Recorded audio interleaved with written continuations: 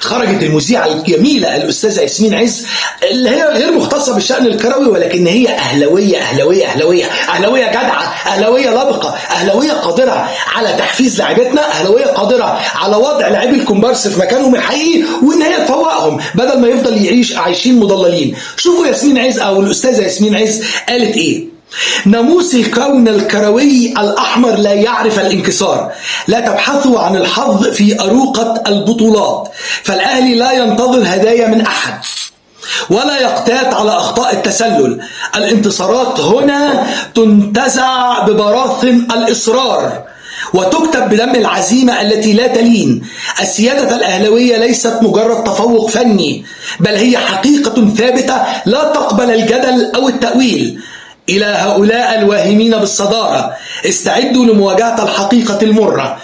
الزمالك وبيراميدز ليسوا إلا محطات في رحلة البطل نحو استعادة عرشه المعتاد. الدوري لا يضل طريقه، فهو يعرف بوصلة الجزيرة جيدا وسيعود إلى مكانه الطبيعي مهما بلغت التضحيات.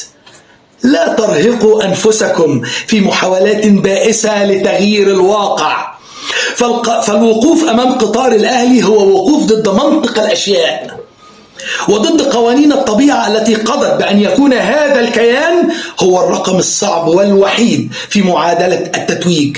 الحسم قادم إن شاء الله، والدرع في طريقه إلى بيته، والكلمة الأخيرة كانت وسوف تظل لصوت الإرادة الحمراء. الله عليك يا بنتي، الله عليك يا أهلوية يا جدعة يا أستاذة ياسمين عز. شابوه الأهلوية الجميلة الأستاذة ياسمين عز.